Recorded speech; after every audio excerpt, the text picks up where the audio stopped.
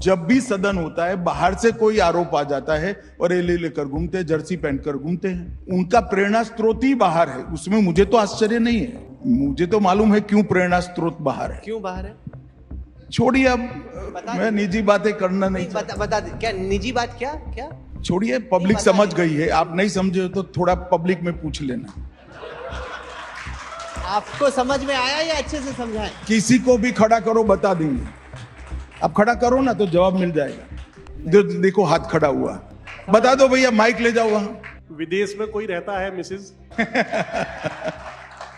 हर 6 माह विदेश जाते हैं, इसलिए कह रहे हैं। अभी थोड़े बैक और पीछे हो जाओ, रिवाइंड करो कैसेट तो और याद आएगा।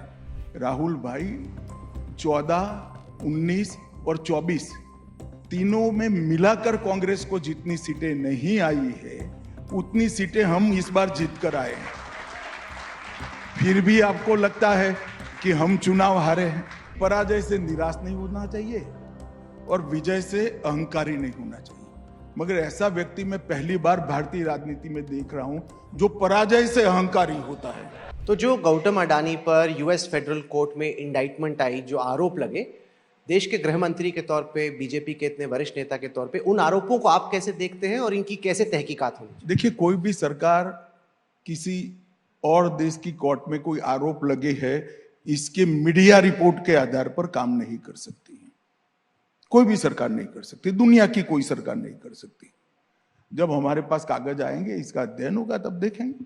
जो ये पॉलिटिकल आरोप लग रहा है कि मोदी अडानी एक हैं, ये बार बार मास्क पहन के आते हैं, टी शर्ट पहन के आते हैं, ये इसको एक बोफर्स मौका बनाने की कोशिश कर रहे हैं कि किसी तरीके से चिपका दें आपकी सरकार। ऐसे चिपकता नहीं है। हर पार्टी का एक कल्चर होता है। आप एक फर्जी आरोप भारतीय जनता पार्टी पर लगा दोगे। अब भ्रष्टाचार मेरी पार्टी का कल्चर नहीं है। बोफोर्स इसलिए चिपकाता कि जीप कांड से लेकर सीरीज ऑफ भ्रष्टाचार की बातें इनसे चिपकी हुई थी। 12 लाख करोड़ के घपले घोटाले और भ्रष्टाचार किए थे। मैं आज कांग्रेस पार्टी के नेताओं को कहना चाहता हूं, याद करो आपके 10 साल।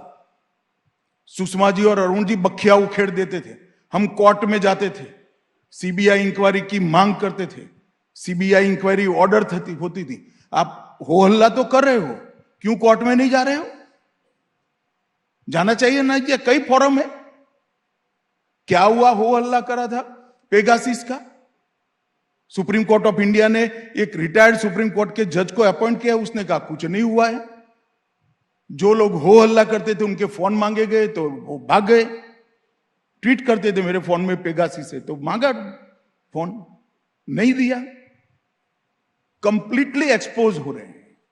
और अगर कोई आरोप में तथ्य है तो इस देश में अदालतें भी हैं और अदालतें न्यूट्रल है। वहां जाना चाहिए, मांग करनी चाहिए। आज तक कोई सबूत किसी ने मोदी सरकार को नहीं दिया है। सर, एक फ्रेंच मीडिया संस्थान है मीडिया पार्ट, उसने राफेल जेट्स पे कुछ आरोप लगाए, तब सरकार ने बोला कि नहीं नहीं ये फालतू के आरोप है, कोई मतलब। उसी संस्थान ने अब एक और एनजीओ ऑर्गेनाइजेशन है ORCCP, उस पे आरोप लगाए। बीजेपी उन आरोपों पे चढ़ गई कहते हुए कि यही साबित करता है कि जॉर्ज सोरोस का कांग्रेस पार्टी से लिंक है। तो मेरा सवाल यह है कि जब उन्होंने राफेल पे आरोप लगाए तब तो आपने खारिज कर दिए, अब वो George Soros, funding, deep state, US deep state की बात करें तो आप कह रहे हैं कि वही संस्थान ठीक है। देखिए राहुल जी, आप यूपीए के 10 साल याद करो। आरोप जो लगते थे वो विदेश की संस्थाएं नहीं लगाती थी। आरोप यहां केग लगाता था। आरोप यहां आरटीआई से निकल कर आते थे और आरोप की जांच यहां से सुप्रीम कोर्ट ऑफ इंडिया या हाई कोर्ट, किसी कंसर्न हाई कोर्ट के ऑर्डर से होती थी। मुझे मालूम नहीं है राहुल गांधी हर बार विदेश से क्यों प्रेरणा ले रहे हैं। इस देश में केग भी है, विजिलेंस कमिश्नर भी है, हाई कोर्ट्स हैं, सुप्रीम कोर्ट है। कहीं से नहीं आता है। जब भी सदन होता है बाहर से कोई आरोप आ जाता है और ये लेकर घूमते हैं, जर्सी पहनकर घूमते हैं। उनका प्रेरणा स्रोत ही बाहर है, उसमें मुझे तो आश्चर्य नहीं है। मुझे तो मालूम है क्यों प्रेरणा स्रोत बाहर है। क्यों बाहर है? छोड़िए अब, बता मैं निजी बातें करना नहीं नहीं, बता दे क्या निजी बात, क्या क्या छोड़िए, पब्लिक बता समझ दे। गई है। आप नहीं समझे हो तो थोड़ा पब्लिक में पूछ लेना। आपको समझ में आया या अच्छे से समझाएं? किसी को भी खड़ा करो, बता देंगे। आप खड़ा करो ना तो जवाब मिल जाएगा। देखो हाथ खड़ा हुआ, बता दो भैया, माइक ले जाओ वहां। समझ में आया कि नहीं? ऐसी मत हाथ खड़ा कर देना।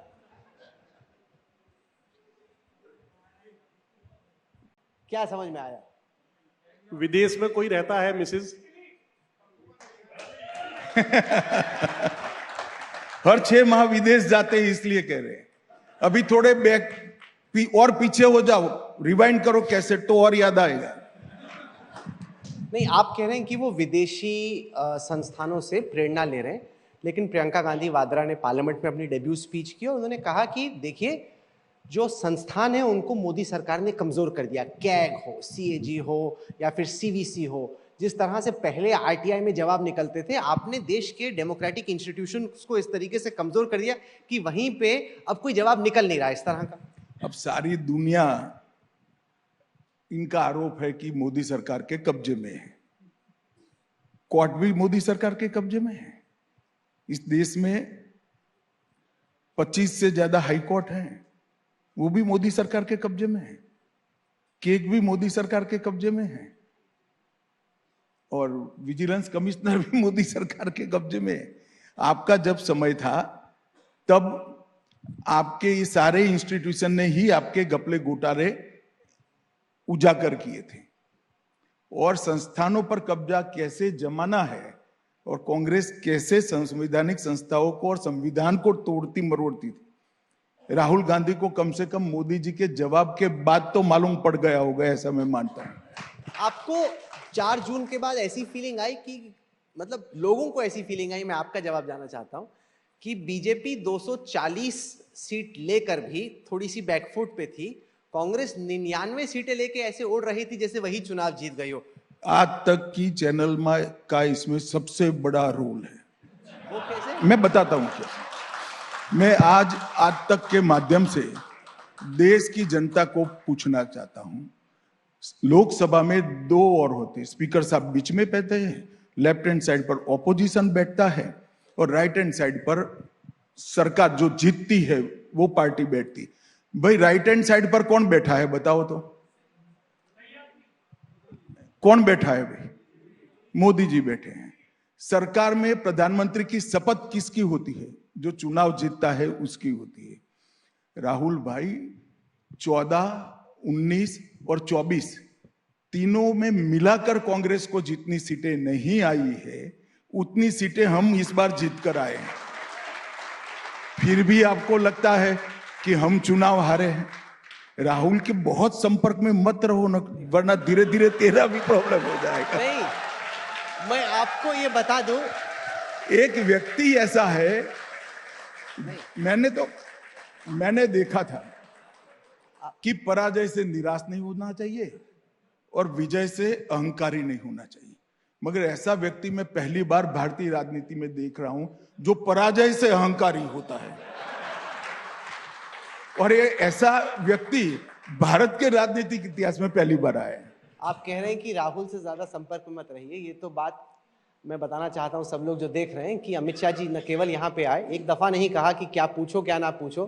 राहुल गांधी को तो हम कई मर्तबा 20 साल से बुला रहे हैं, वो एक दफा यहाँ पे नहीं आए और कभी भी सवालों के जवाब नहीं दिए। तो अगर आप देख रहे हैं राहुल भाई, स्वागत है, थोड़ा सा संपर्क आप भी कीजिए, उसमें कोई बुरी बात नहीं है, लोकतंत्र में ये होना चाहिए। और आप भी आइए, सवालों के जवाब दीजिए।